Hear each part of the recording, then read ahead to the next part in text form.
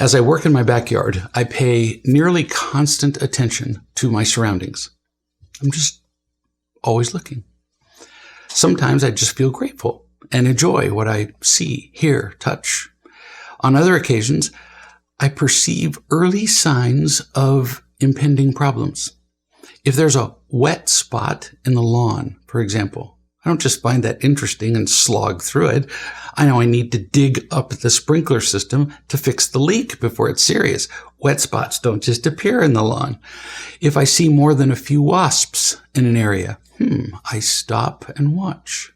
And I look for their nest in a tree or on the ground so that I can eliminate an infestation that would be dangerous potentially to people who pass by, even potentially deadly. If I see a puddle near the elevated lake behind us, I look for the leak that could signal a hole in the dam, even just, hair-like hole that could become bigger and like overnight cause a loss of the entire lake. It's not more work to pay attention. It's just a matter of focus. It's an awareness of what's happening around me. A lack of vigilant awareness causes a lot of problems in the world around us. Not paying attention to a maintenance schedule or a squeak or a rattle can bring down a commercial jet, destroying the jet and the people who are in it. Failure to simply inspect electrical lines regularly led to what was called Camp Fire in California in 2018, where 153,000 acres burned, killing 85 people and destroying 20,000 structures. Just as in the world, we parents have to look for these early whispers of potentially serious underlying and future problems. We tend to wait, ignoring the signs until a child is in serious trouble, drowning in pain that we could have prevented. By the time a child is angry or withdrawing or addicted to screens, we've missed 1,000 signs of problems. Not joking. They've been whispering the signs of their unhappiness for years, and we stuck our fingers in our ears. A mother called me about her teenage daughter, Emily. And Mom said, "I'm trying to love and teach her, but something is just off." And I said, "Describe an incident from the last 24 hours where you wondered about her behavior in any way." Mom didn't have to think long. She said, "Last evening, Emily came home from volleyball practice at school and she marched straight to the kitchen where her sister, Sonia, was preparing dinner. She said, 'So how much longer will it be before we eat?' Part of me thought that was a reasonable request. She must have been hungry after her workout, but I also thought there was something about her question that just wasn't right. I said, 'Think about it for a sec. Was she asking a genuine question?' Yeah, it went up at the end and had a question mark. A real question like, 'Is it supposed to rain tomorrow?' That's a question. Or did she have a tone of impatience like, 'How much longer will I, the only person who matters right now, have to wait on you because you didn't start preparing this meal sooner?' Mom said, 'Oh yeah, it was the second one.' She was impatient. I said, 'Well, knowing a fair bit about Emily, I'm sure you're right. From the time she was a small child, she learned that if she demonstrated impatience or whined or complained or got angry, she tended to get what she wanted more often and sooner. Most people do.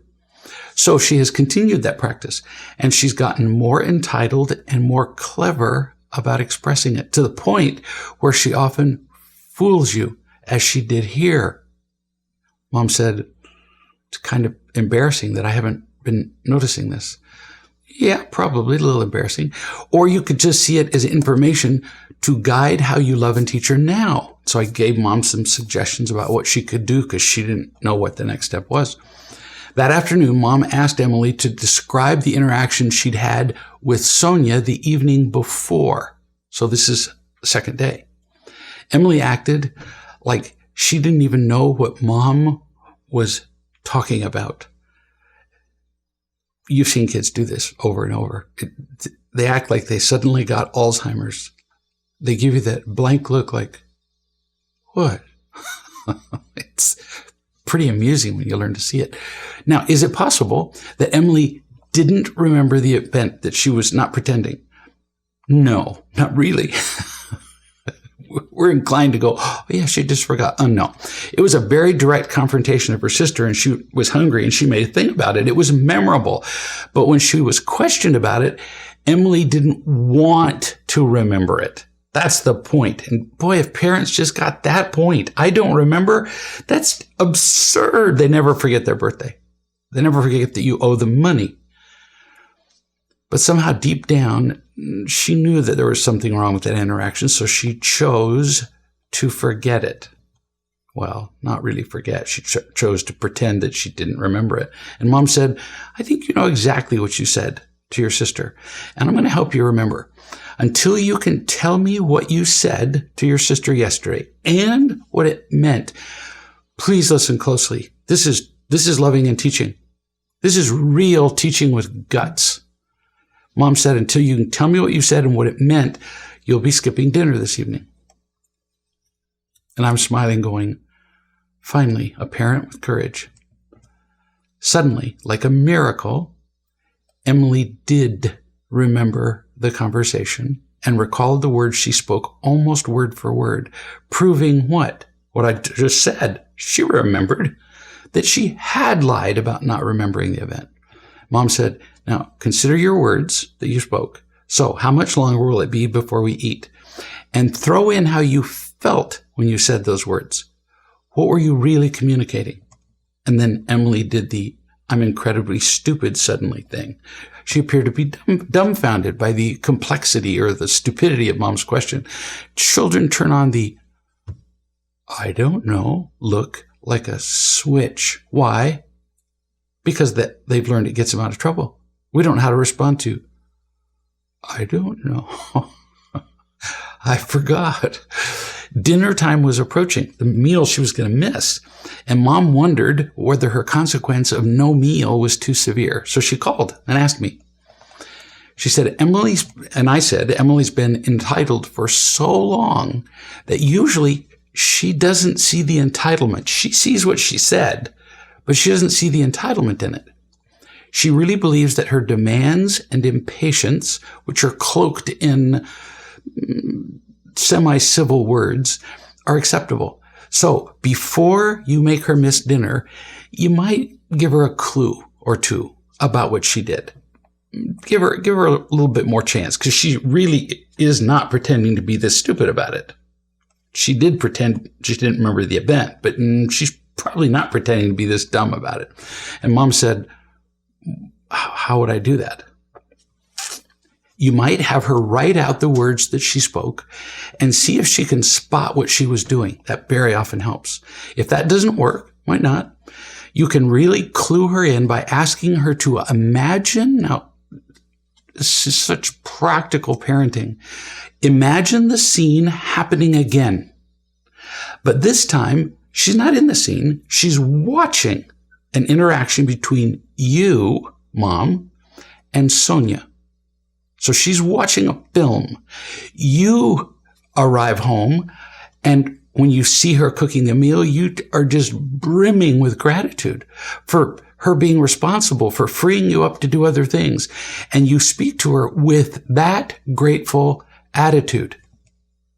You say some things to her like, this is really helping me. How nice that you're helping out the whole family. I'm really looking forward to what you're preparing. There's no praise in this.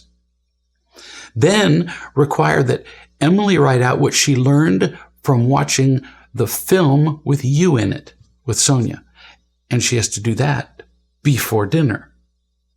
Interesting how quickly homework can happen when there's a consequence.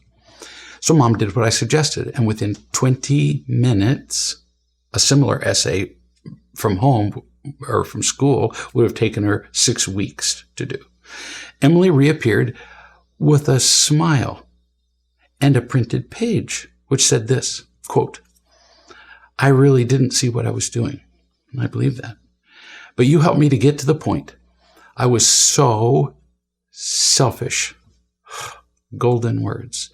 I can hardly believe it. I didn't respect Sonia's work at all. I was only thinking of myself. Sonia was making a meal for me, and I just ignored that. But it was worse. I pushed her about what she'd done as though somehow she was my slave and should hurry up for me. I can see that I act entitled and bratty a lot. That's called 8. It's a principle you've read about in the parenting training. If you tell a child, what did I say, 2, 4, 6, and they say 2, 4, 6, that doesn't mean anything. Parrots can do. If they can say 8, they understand. That's what this girl just did. She said, I wasn't just selfish with Sonia. I'm selfish and entitled and bratty a lot. Yes, I'm not being grateful for all the little things, which really aren't that little. So I think everything should happen for my benefit. This is still the snotty girl talking. And right now, it's embarrassing. I heard you say that if we're grateful in family meetings, we can't be unhappy.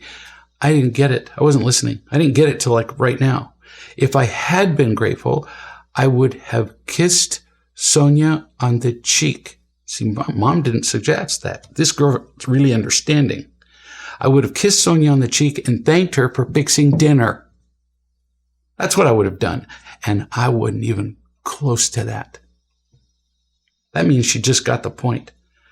Oh, but she wasn't done. She had to put a maraschino cherry on top. She said, Mom, thanks for teaching me this. End quote. Actually, end of lesson. Spectacular. Children don't always respond with this degree of insight. I get it.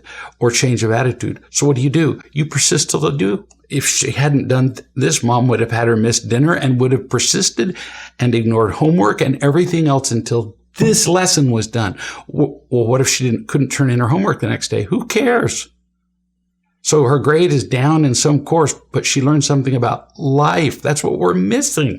Oh, I didn't have time to teach my child because they had to go to volleyball. No, they don't. They don't have to go to volleyball. Turns out there's no law in any state, although no, I'm not going to refer to the state I'm thinking of. There's no law that requires children to go to volleyball practice. But there's an eternal law that requires us to love and teach our children. So, no, they don't change all this quickly, but we can make it happen. And I promise you that such changes never occur spontaneously. Children need to be loved and taught before they can feel loved and be wise enough to see their unloving choices and change them. They need you to listen carefully to the whispers of behavior and attitude that reveal unloving patterns that always lead to unhappiness. We parents can learn to listen much better to the whispers, to the whining that accompanies requests, to the difference between requests and demands. We have to listen for that. We have to listen to the hesitation we see before instructions are followed. We have to listen to the reluctant tone in a voice, and everything stops when that happens, and we have to love and teach them. Every one of these whispers matters. They're all precursors of earthquakes and storms and death. Don't wait for the obvious problems that are way harder to address. Once the hurricane's on you, you're done preparing. We can learn to feel the tremors before the earthquake, to smell the smoke before the forest fire consumes us, and see the trickles of water before the dam breaks and drowns our families. And we begin now.